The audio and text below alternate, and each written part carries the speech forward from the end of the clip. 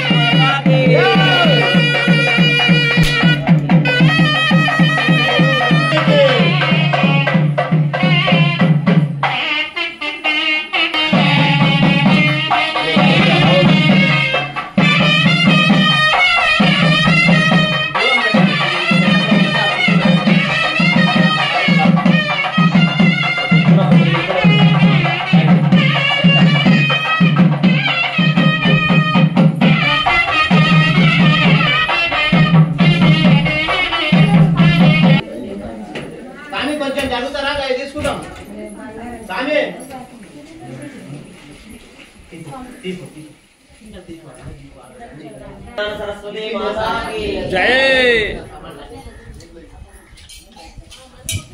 बोलो विज्ञान सरस्वती माता की जय हो। बोलो विज्ञान सरस्वती माता की जय हो।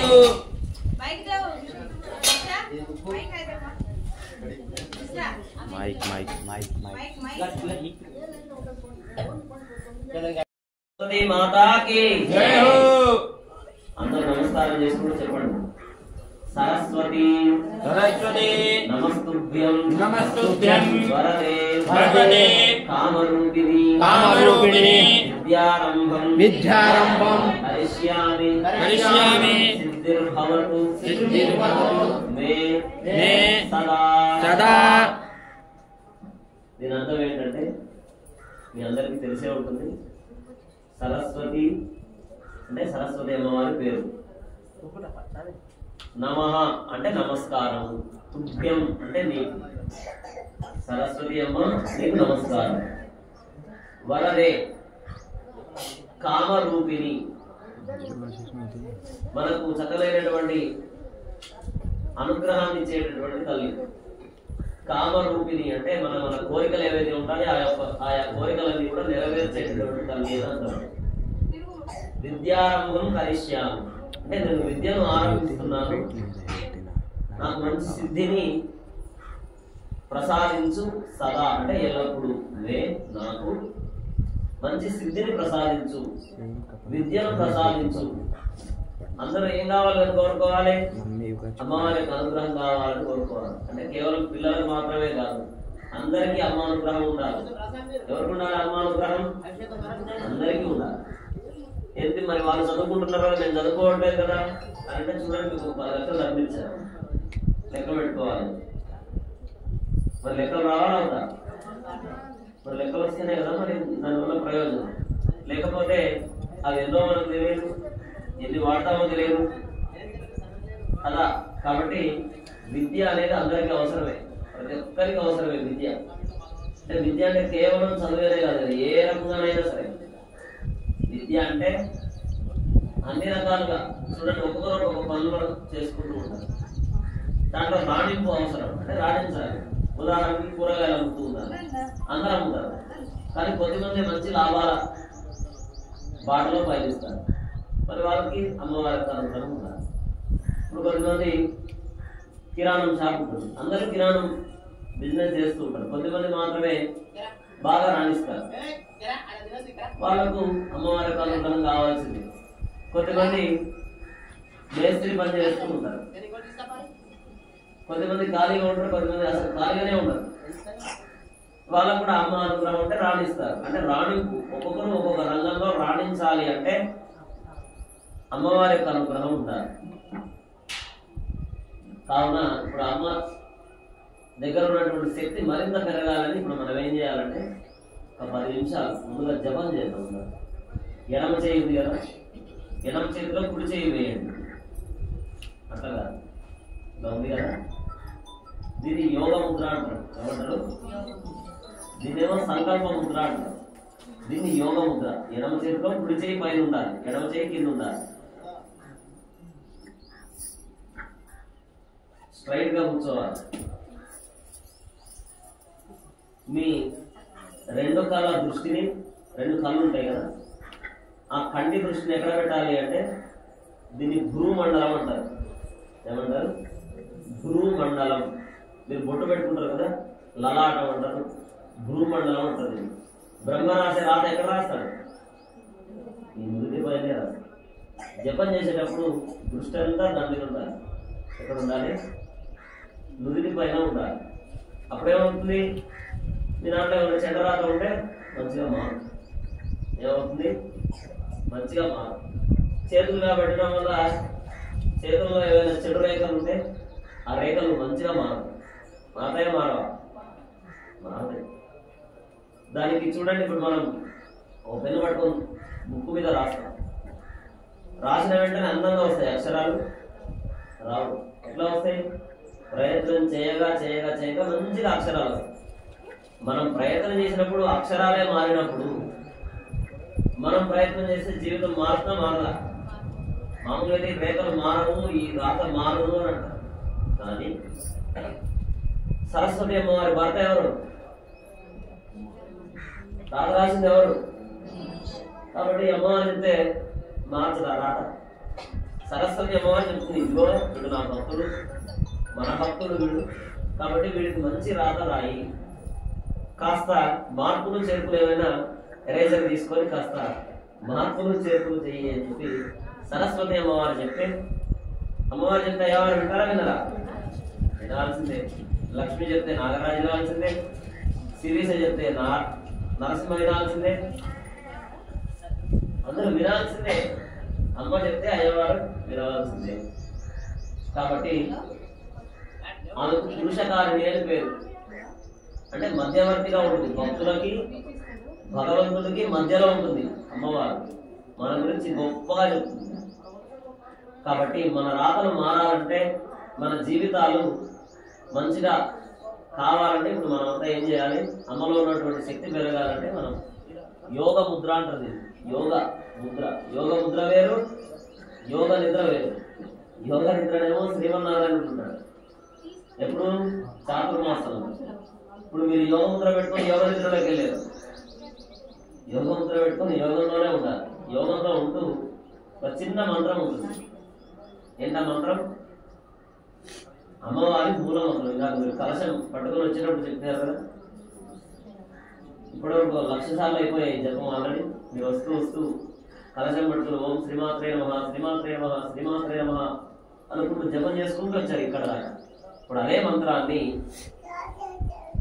ఒక 10 నిమిషాల పాటు, జపానికి శక్తి ఎక్కువ ఉంటుంది. మనసుకు మనిషికి ఒక మంచి శక్తి రావాలంటే జపం వల్ల, యోగం వల్ల, ధ్యానం వల్లనే మానసిక బలం ఉంటుంది కదా. మనిషికి శరీర బలం ఎంత ముఖ్యమో మానసిక బలం అంత ముఖ్యం. ఎందుకంటే చిన్న కష్టం రాగానే మనం ఏమనుకుంటాం, మనకు పెద్ద కష్టం వచ్చిందేమో సూసైడ్ చేసుకోవాలని అనుకుంటాం. అది ఎందువల్ల కలుగుతుంది అంటే మనసుకు ధైర్యం లేకపోవడం వల్ల. అదే మనసుకు ధైర్యం ఉన్నవాడు ఏం చేస్తుంది తెలుసా? నువ్వు ఎన్ని కష్టాలు పెట్టుకో, నువ్వు ఎన్ని కష్టాలైనా పెట్టుకో, దేవుడికే వాడు సవాలు విసురుతాడు. నువ్వు ఎన్ని కష్టాలైనా పెట్టుకో, నేను అన్నింటిలో నెగ్గుకొస్తా. ఎప్పుడది? నీ దగ్గర మానసిక ధైర్యం ఉన్నావు కాబట్టి. ఇప్పుడు ఆ మనసు మనోబలం ఉంటుంది. ఏమంటారంటే మనోబలం, శరీర బలం, మనోబలం, ఈ రెండు ఉండాలి.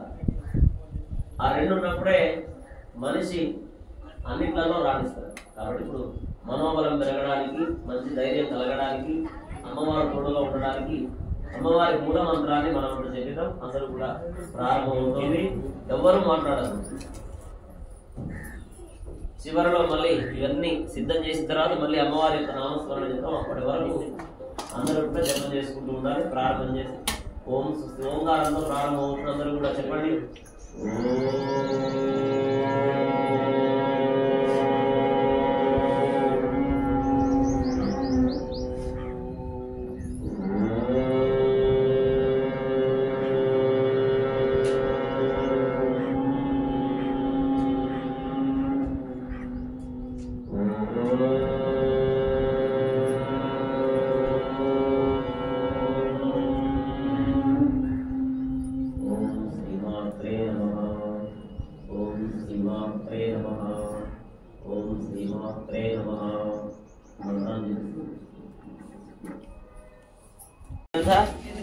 లాస్ట్ లో ఎవరు ఇస్తారో వాళ్ళకి ఫలితం ఎక్కువ.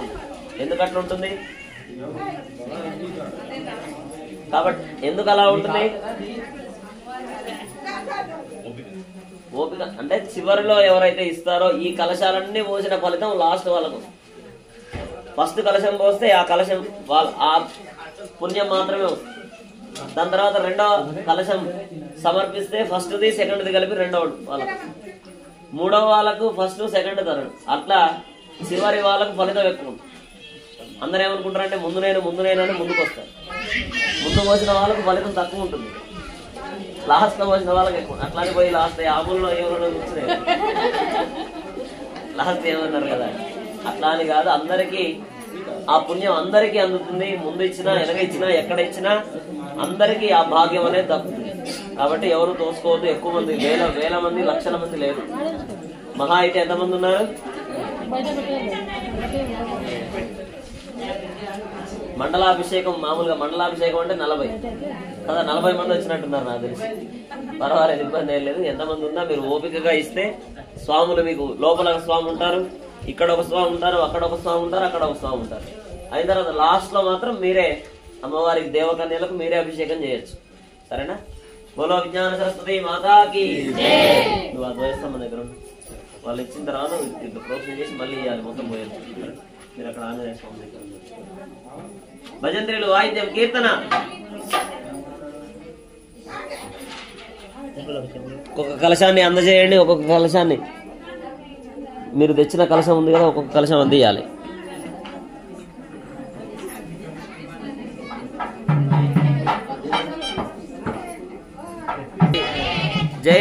माता जय जय माता जय जय माता जय जय माता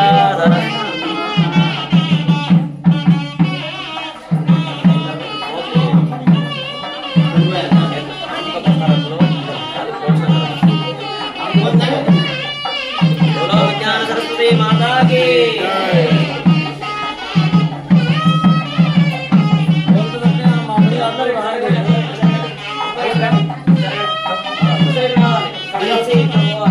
Amin.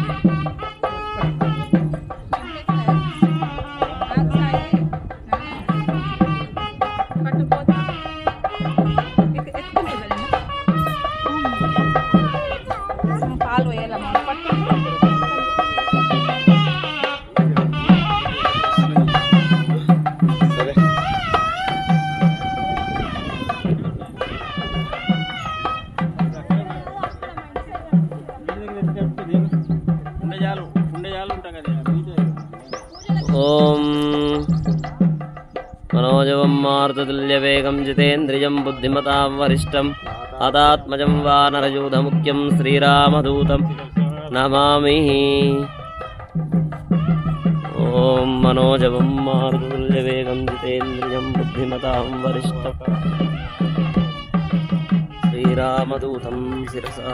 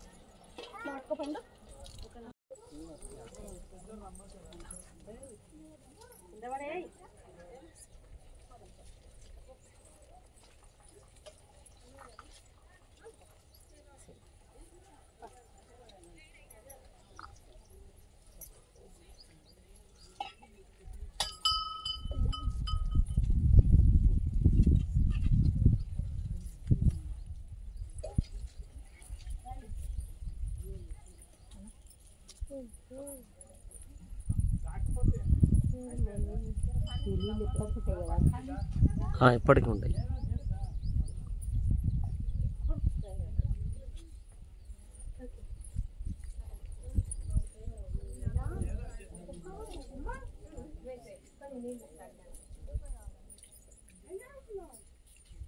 ఓం హిరణ్యపాత్రం వదో పూర్ణం దదాతి మదవ్యోధానీతి ఏకదా బ్రహ్మనుపహరతి తదైవ యజమాన ఆజుస్తేజో దదాతి. बोलो विज्ञान सरस्वती माता की, बोलो विज्ञान सरस्वती माता की, बोलो विज्ञान सरस्वती माता की.